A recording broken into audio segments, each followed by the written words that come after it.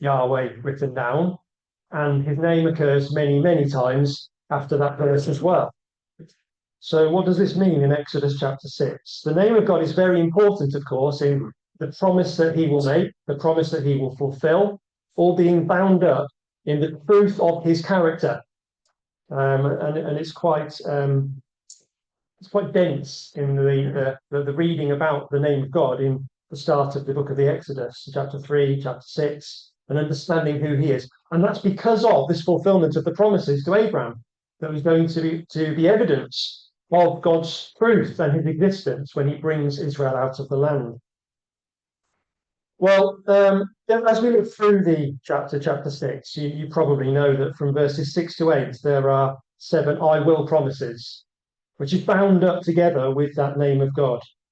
Wherefore say to the children of Israel, I'm Yahweh, and I will bring you out from under the burdens of the Egyptians, and I will rid you out of their bondage, and so on. There are 7 things that God says, I will do this. That's promise that's so important and bound up with his name. So will you come with me, please, to Ezekiel in chapter 20, which I think makes it clear to us and explains what's meant here when God says, by my name, Yahweh, was I not known to them? So in Ezekiel 20, Ezekiel, of course, in a foreign land, promising to Israel. So there is a certain similarity here. And actually, my chapter, chapter 20 of Ezekiel, is headed the rebellions of Israel. So it's certainly not all good things in this chapter. But trying to understand how God can say he didn't make what's his name, Yahweh, not known to them. Well, have a look at verse 5, please, Ezekiel chapter 20. So say to Israel, thus saith the Lord Yahweh, in the day when I chose Israel and lifted up mine hand unto the seed of the house of Jacob and made myself known unto them in the land of Egypt, when I lifted up mine hand unto them, saying, I am Yahweh your God. In the day that I lifted up my hand unto them to bring them forth to the land of the land of Egypt, into a land that I had espied for them, flowing with milk and honey, which is the glory of all lands. And so God's telling us here that he made his name known to his people. He showed his name to be true, that he was fulfilling that covenant that was made when he brought them forth out of the land of Egypt. And in that way was Yahweh's name then made known. It was experienced to God's people, Israel. That was how he showed he was true. And that was done with him swearing an oath. It's to do with the oath. So when we read about God lifting up his hand, which is a phrase that occurs twice in verse 5, and then at the start of verse 6, the lifting up of the hand of Yahweh is to swear an oath. That's what the idea is. So lifting up of the hand is to swear that oath, is to make that promise. And it probably won't surprise you that that phrase also occurs 7 times in this chapter. Lifting up the hand. So swearing the oath. Now, sometimes it's recorded as not being a positive thing, like this is a promise that I'm making. It doesn't have to be a positive thing for Israel, but this is God saying, I'm just, and I will do these things. And probably interesting is the last one, really, verse 42 of Ezekiel chapter 20. It says, and ye shall know that I am Yahweh, when I shall bring you into the land of Israel, into the country for the which I lifted up mine hand to give it to your fathers. So again, we've got that link that takes us right back to those promises made to the forefathers that's being fulfilled in the time of Israel coming up in the Exodus out of Egypt, which is showing that at this point they then know Yahweh. They are convinced by him. They can see the evidence of his fulfilled promises. And we've said now that there is a division in the record in Exodus between Israel and Egypt. We said God has said that he is there in the midst of them.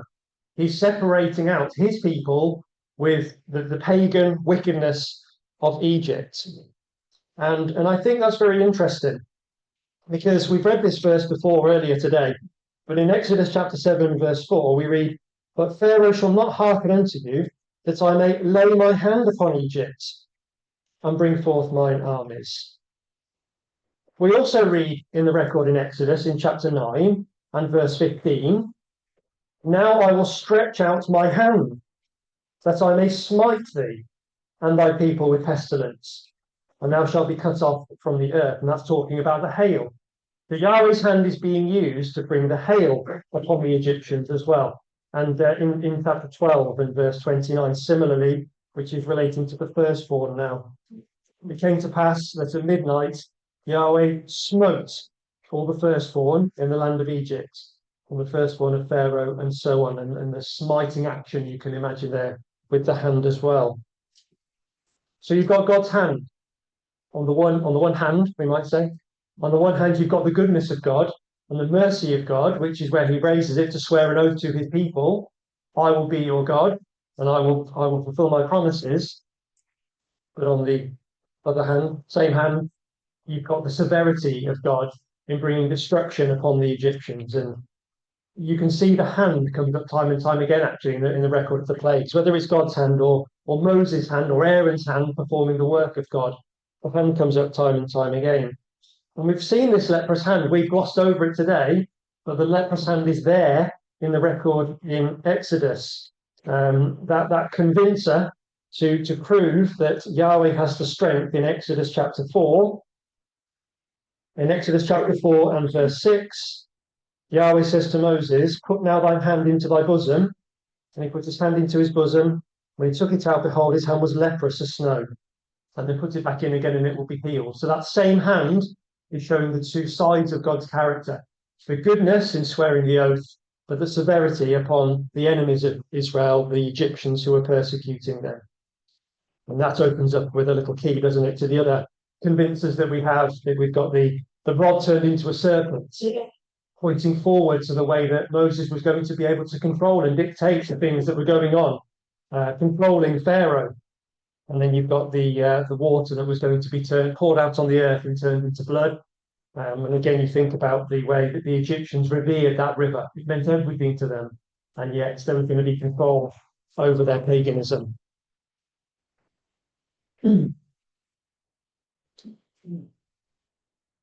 Not working. Oh, there we go. If you were to go online, and I'm sorry, it might be a bit too small for all of you to see, but if you search online, you'll find tables that try to show the order of the plagues, what goes on in the plagues, and it's very useful to see that. It's very hard to follow a narrative because there's so much that goes on to not get confused between what's going on where and when. But I would like to just take a moment to think about any patterns that might occur in the record of the plagues. You might be able to see, first of all, at the top, there are three plagues that are all initiated by Aaron. We pointed this out already, the association that Aaron has with the children of Israel. Those first three plagues are initiated by Aaron. And then you go on, and there are Moses, or God himself that it describes, who initiates the other plagues. You can see that this table's been color-coded already into a 3 and a 3 and a 3, and then a 1. So it's very interesting to go through the record and really read it carefully and see what patterns might exist in the plagues coming upon Egypt. We can say that the first 3 plagues that happened were unpleasant. Now, we don't take things lightly, but actually, when the river was turned into blood, Pharaoh wasn't that bothered. He wasn't really concerned about the rivers being turned to blood. He just got his people to dig some more wells and they found fresh water. It really didn't have much of an effect on him at all. The frogs, as unpleasant as they sound to us, they just came across as being unpleasant. And then the gnats, again, it's not very nice, but we can perhaps regard them as unpleasant. But then we move on. We've got the flies, the murrain, the livestock killed, and the boil. And that really starts to affect the livelihood of the people. And when we get to the end, we've got the hail, the locusts, and the darkness. And that really does speak about destruction. Don't underestimate what happened with the hail, of how destructive the hail was. So that's one way that we could look at these. There's another way, which is quite nice, I think, that the first plague is associated with water. The water was turned to blood.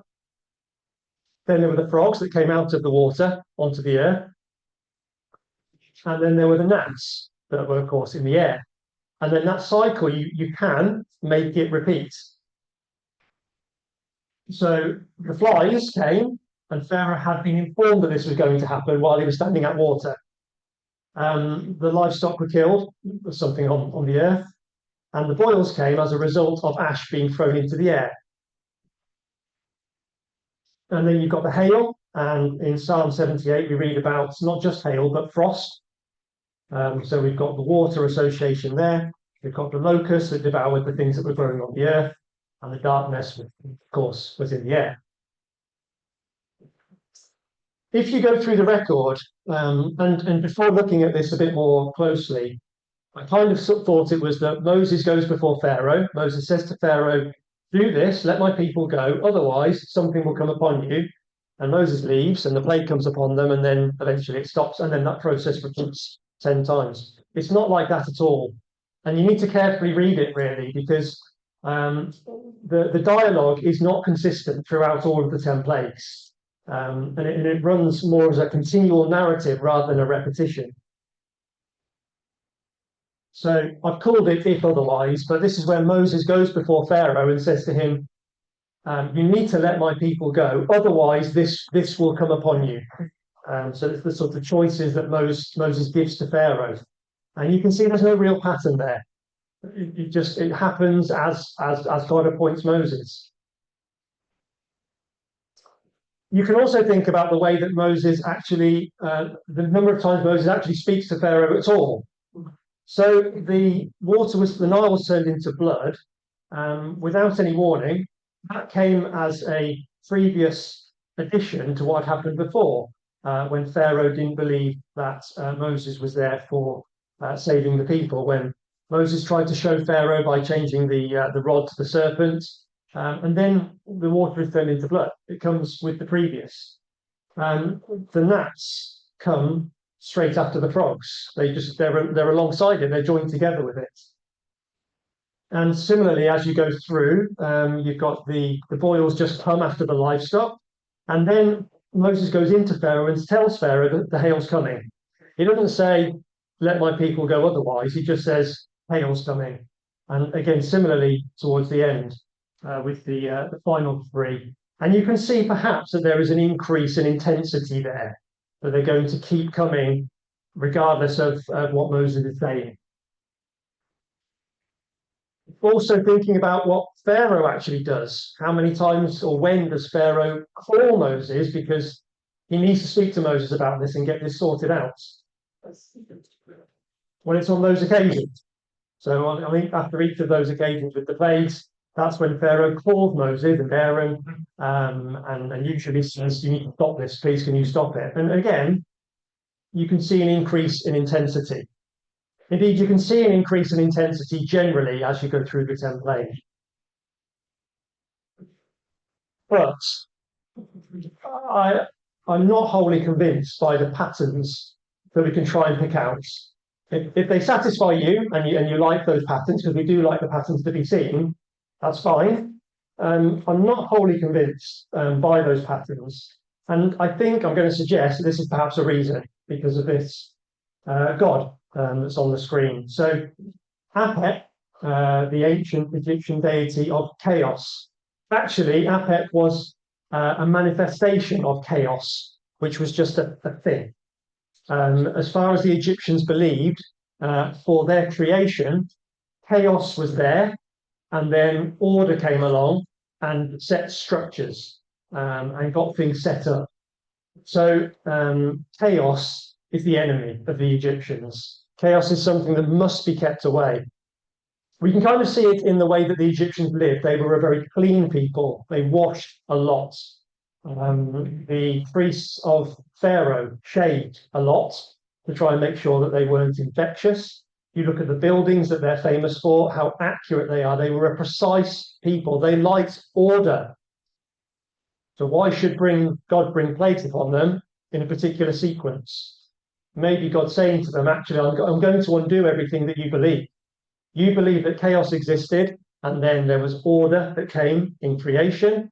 I'm going to undo that one bit at a time to show you that you're in absolute chaos. You've got nothing. you're believing in absolute false gods.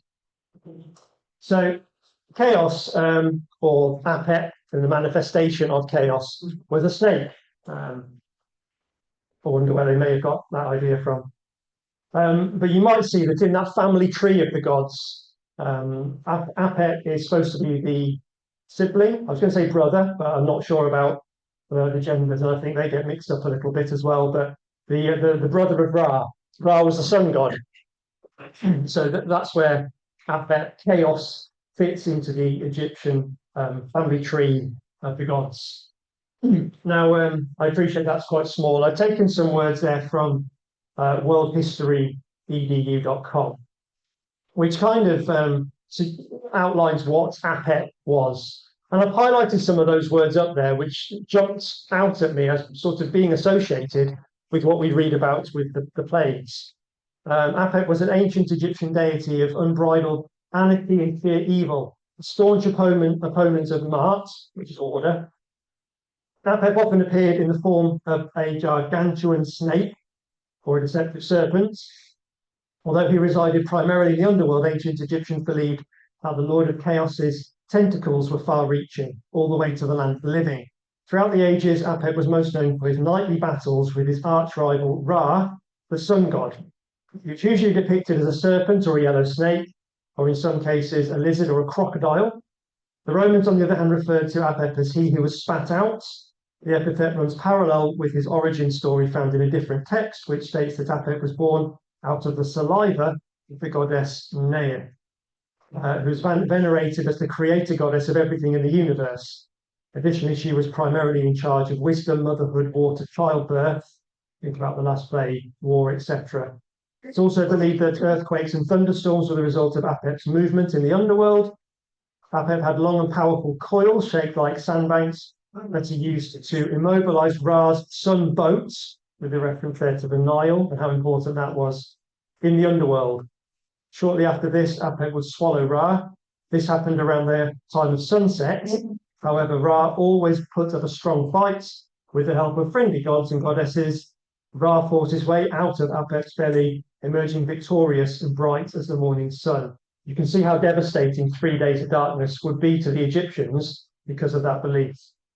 Ancient Egypt also believed that Apet's greatest rival was Ra, who was not only a sun deity, but also a defender of order. In the eyes of some ancient scholars, Apet and Ra were two sides of the same coin, yin and yang, darkness and light, night and day. And although Ra almost always vanquished Apet, the Egyptians believed that somehow Apet always found a way to regenerate the following night. This is why he was referred to as the serpent in 10th region of the night. And if you search yourselves for who was Apet, who was chaos in Egyptian mythology, you'll find that kind of message. And the beliefs, therefore, that the Egyptians had of order, having to destroy, defeat chaos, that was so important to their society that God, undoing those things by taking their beliefs and proving to them actually they're nothing, that was hugely significant. And there they are, Ra and Apet in a battle. So then, the final plagues after the third plague, I've tried to put into a table like this so we can follow that sequence of what happens. And we have to think about what happens with the hardening of Pharaoh's hearts, which I've highlighted on there a couple of times as well. So in the fourth plague, Pharaoh was told that it wasn't going to affect the Israelites. That's where we left last time. Now, I can imagine that Pharaoh, being like he was, would probably not be particularly concerned about what was going on with Israel. He's just concerned about his people. But he would have had reports back saying, Pharaoh, are you aware that actually these flies didn't affect the Israelites? And then Pharaoh is told again, when the murrain comes on the cattle, that it's not going to affect Israel. And you can imagine at this point, Pharaoh is starting to get curious. In fact, it tells us in chapter 8, verse 7, that he sends out people to look what's going on. And the reports are confirmed. Yahweh, therefore, is the true God. He is the God of the Hebrews.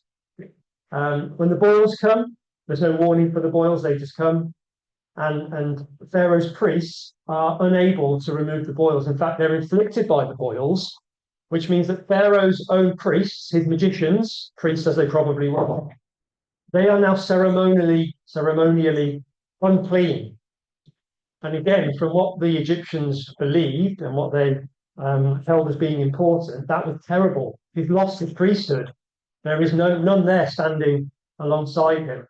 And it's at that point that God hardens Pharaoh's heart. And then we come to the hail, and there is a lot of text given over to the hail. There's no if. If you're following these verses, I mean, glance your eyes down, we won't spend long on each of the verses, but Pharaoh's told with the hail how deeply it's going to affect him in verse 14 of chapter 9. For I will at this time send all my plagues upon thy heart, and upon thy servants, and upon thy people, that thou mayest know that there is none like me in all the earth. He was really going to feel this now with the hail. But in verse 20, there is opportunity for Pharaoh's servants to align themselves to Yahweh, God of the Hebrews. Verse 20, he that feared the word of Yahweh among the servants of Pharaoh made his servants and his cattle flee into the houses so that the hail wasn't going to affect them. So there was an opportunity there for those who had heard this message to do the right thing and to align themselves to the Israelites. And then we come to what appears to be a confession of Pharaoh's faith in verse 27. So after the hail has been witnessed, Pharaoh sends and called for Moses and Aaron and said unto them, I have sinned this time. Yahweh is righteous, and I and my people are wicked. And if we've been in touch with anybody that comes into our cathedral halls at some time, maybe it's been a period of a few months by this point, and they say, I'm a sinner, Yahweh is righteous, and I know that I'm wicked and need to do something about it. That's when we say to them, isn't it? Well, let's start this process that you need to go through to be baptized. That's what Pharaoh says, but it's not really in his heart, is it? Because what happens with the hail is that the hail defeats the crops that are already out, batters them down, destroys them. They're actually told very specifically in verse 31 and 32 that the next crop of harvest was not yet risen up. So when the hail stops, you can imagine Pharaoh thinking, I might have got away with this.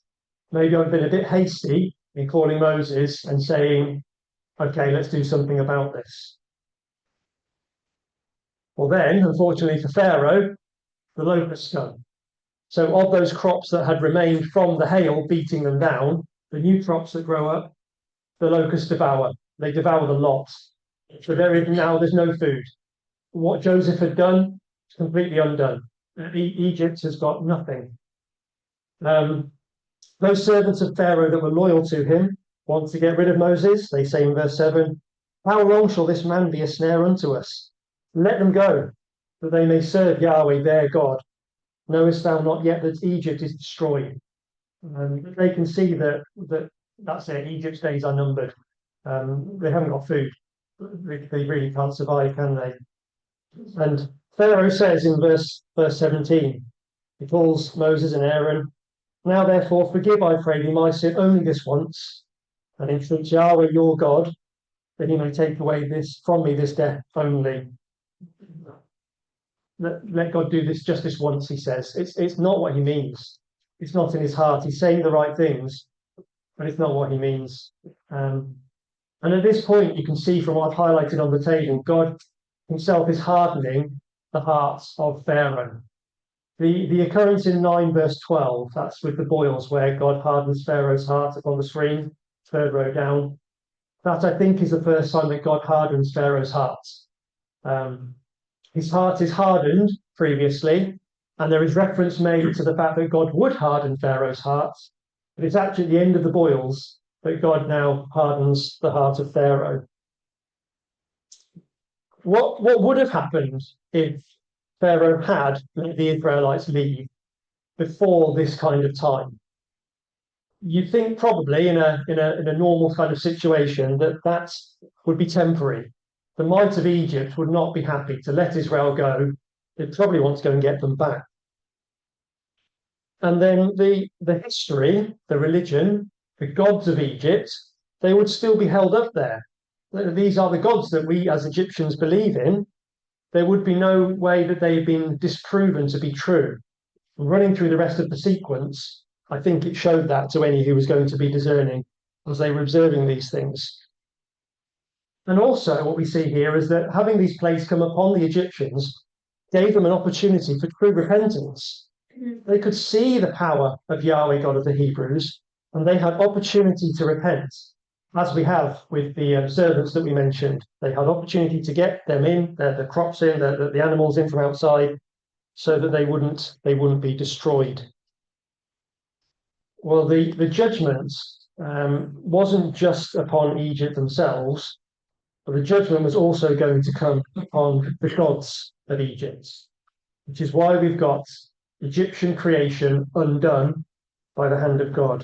In Exodus 12 and verse 12, it says, "For I will pass through the land of Egypt this night, and will smite all the firstborn in the land of Egypt, both man and beast, and against all the gods of Egypt I will execute judgment.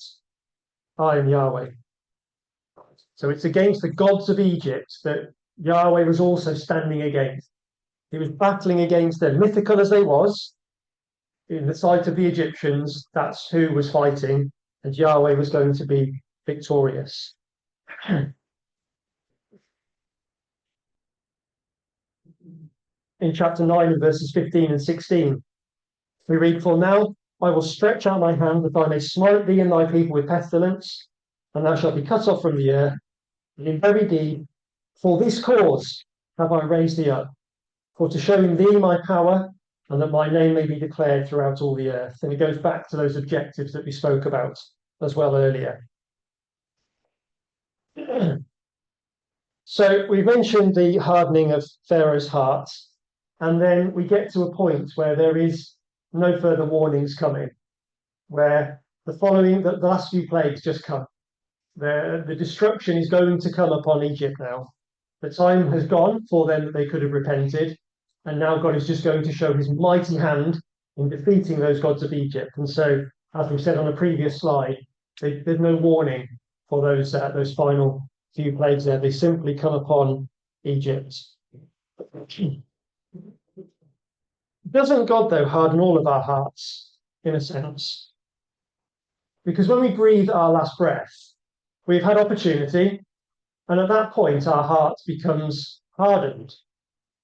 It literally stops. It literally cannot change after that point. We've had our opportunity. For the Egyptians, actually, even more so, because when the Egyptians died and they were going through the mummification process, they put them full of resin. It literally became hardened for the Egyptians. Perhaps we can say that our hearts become cemented once that opportunity is no more. In a sense, it happens to all of us, doesn't it? The word for hardened is quite a common word, and it's used in lots of different ways in the Old Testament. And it's not all bad. So perhaps we can read it as God just cementing what was already there. Pharaoh had his opportunity, and then God cemented it. And although Pharaoh was speaking other things, that wasn't what was in his heart. And there comes a point where God fixed it as it was.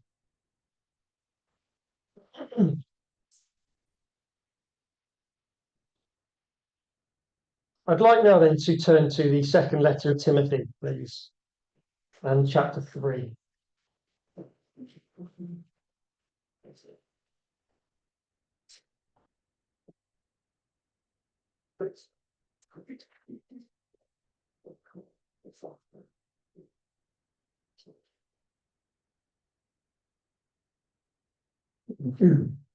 Now, we've asked the question earlier, how much did the Israelites know Yahweh?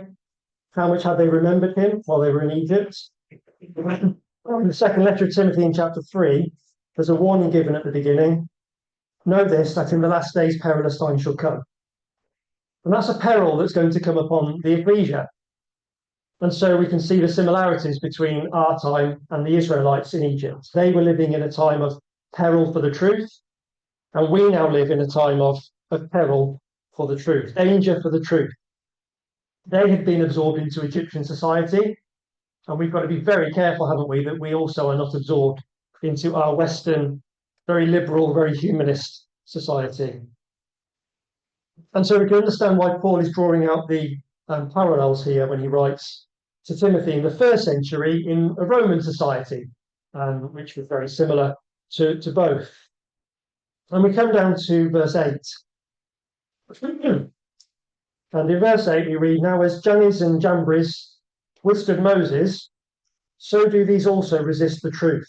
Men of corrupt minds, reprobate concerning the faith, for they shall proceed no further, for their folly shall be manifest unto all men, as theirs also was." And I think it's really interesting that when we read in the New Testament that these two names, which it's likely were the magicians or the priests of Pharaoh that were standing there, standing against Moses, we only actually read of their names here in the second letter that Paul writes to Timothy in the first century. And perhaps I'd like to draw a contrast to the two faithful midwives that quietly go about their faithful work in Exodus and chapter 1. And those two midwives are called Shiphrah and Puah. And they're named for us.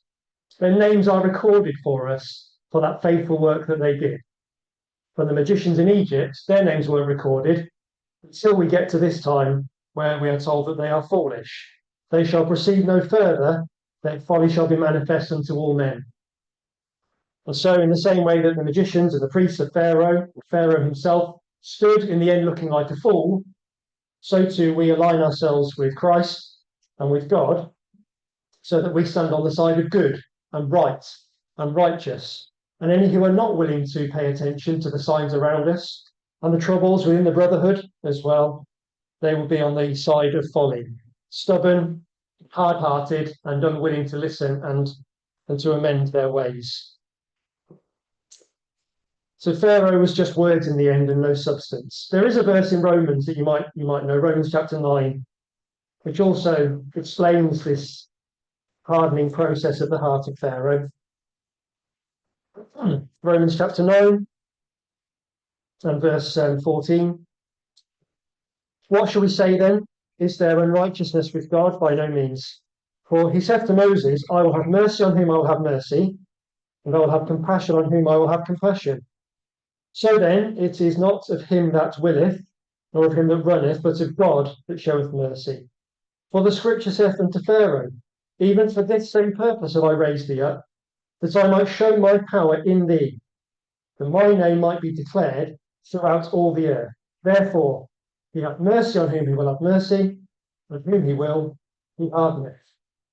And so at the end of the day, it is for God to use these people as he wishes.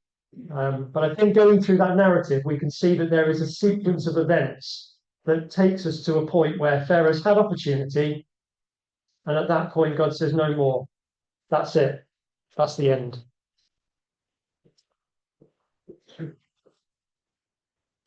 We've not really thought about much chronology, so just to finish, have a little think about some of these ideas. In chapter 10 of Exodus,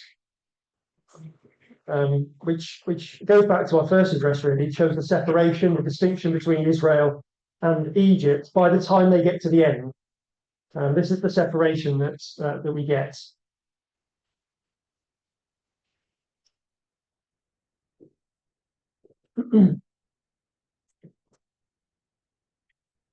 So what happens towards the end of chapter 10 is that Moses is going to declare to Pharaoh, and it's coming from verse 21 of Exodus chapter 10. I've tried to sort of paraphrase on the screen there. Moses is instructed to bring darkness for 3 days on the Egyptians. Pharaoh calls for Moses and tries to compromise on the request about who's going to go out. Yahweh hardens Pharaoh's heart again at this point, and Pharaoh says to Moses, "Get thee from me, take heed to thyself, see my face no more, for in the day that thou seest my face, thou shalt surely die." And Moses says, "Thou hast spoken well, I will see thy face again no more." And that, therefore, is the last conversation that Moses and Pharaoh have. Pharaoh says, "You'll die if you see my face," and Moses says, "Fine." You sort of get from the text, Moses has had enough, and I don't want to see your face anymore anyway, thank you. We can almost see Moses saying. Then we've got chapter 11. And in chapter 11, Moses is told it's the last plague, and Pharaoh is going to thrust you out hence altogether. And in chapter 11, Moses informs Pharaoh of the death of the firstborn that's about to happen. And we read that Moses leaves Pharaoh in a great anger.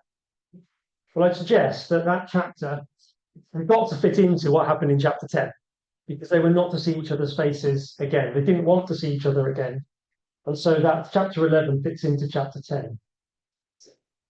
The reason why that's important, or perhaps significant, I should say, is because this is going on at the same time. That's to Egypt, this is to Israel. Speak ye to all the congregation of Israel, saying, in the 10th day of the month, they shall take to them a man, every man a lamb, according to the house of their fathers. A lamb for an house, and if the household be too little for the lamb, let him and his neighbour next unto his house take it, according to the number of the souls. Every man according to his eating shall make your count for the lamb. Your lamb shall be without blemish, the male of the first year. You shall take it out from the sheep or from the goats, and keep it until the 14th day of the same month, and the whole assembly of the congregation of Israel shall kill it in the evening. So we're told that on the 10th day they're taking the Passover lamb, keeping it until the 14th day. That means on the 14th of Aviv, as we know, there was the death of the firstborn, Passover lamb was slain, it was eaten, and Israel departs. So simultaneously, because Moses has spoken these words at the same time to Pharaoh, Moses goes into Pharaoh and says, you're going to get darkness for 3 days, and you're going to get the death of the firstborn. Then the Hebrews must be selecting and inspecting their lamb at the same time as the Egyptians are in 3 days of darkness. And at the end of that 3 days of darkness, that's when the slaying of the firstborn occurs. And what a contrast that is. What one thing do you need to inspect anything? It's light. The Israelites were in light. At this point, the Egyptians were now in darkness. There was no hope for them now. Their opportunity had gone, and they had cemented themselves, their position.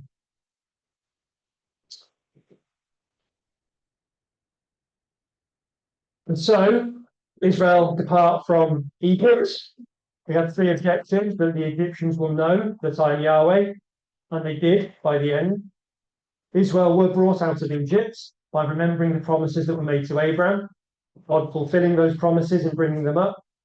And they were going to serve him in obedience for a short time. Of course, we know how poor Israel were and how quickly they slid back.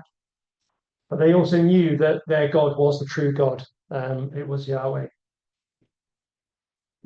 I'm not going to go into this, but just to draw another parallel with us today, we might look at the book of Revelation and think, well, the plagues come up time and time again in the book of Revelation. This is just taken off the internet, so it's not my work there. But again, things don't quite line up. There's no order for things. We just read about frogs sometimes. We read about water of life sometimes, and so on. So there is no correlation in that sense.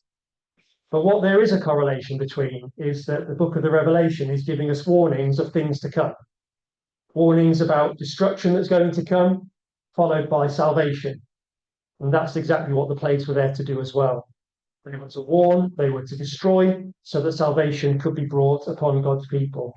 And therefore it's the same for us. When we read Revelation, we should see that there is an alignment, but there isn't necessarily a sequence, I think, that we should be looking to follow when we go into Revelation. And so finally, we did read Hebrews chapter 11. And we just need to think a little bit about Moses. Moses was so faithful. He didn't want to do his job. He didn't want to be the one to lead God's people out of the land of Egypt, but he did so.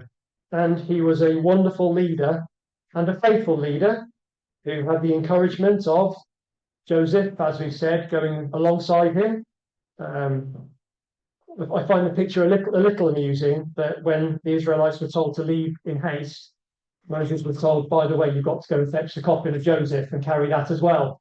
And how cumbersome that might have actually been physically to do so. But it was important that those bones were there before the people, so they could follow, so they could see the faith, and they could be led up to a place of salvation. So Joseph was carried up through the wilderness, and what hope that provided for Moses personally. And then to Joshua. Joshua chapter 24, at the end of Joshua 24, we read about the resting place of Joseph's bones. So once faithful Moses has led Israel from Egypt through the wilderness, once Joshua has led Israel into the promised land and defeated those who were there, then there is the rest mentioned. Joseph's journey is complete, from being sold into slavery in Egypt to coming back to the land where he now awaits resurrection. In Joshua chapter 24 and verse 32. This is where Joshua dies, just before this. So just after their work is complete. And the bones of Joseph, which the children of Israel brought up out of Egypt, buried they in Shechem, in a parcel of ground which Jacob bought for the son of Hamor, the father of Shechem, for 100 pieces of silver, and it became the inheritance of the children of Joseph. And so it becomes the resting place once that work of Moses and Joshua is complete, awaiting the resurrection. We started by saying how exciting the account of the plagues is, how Israel come up out of Egypt with such a colourful and vibrant account recorded for us to excite us and infuse us about the power of God. And so I hope we'll be able to uncover maybe some new things as well this evening together, and perhaps to promote some discussion about how we might perceive things to have been, some of the links that we've made. Hopefully give us all some encouragement as we follow in our Lord's footsteps towards the kingdom. Thank you.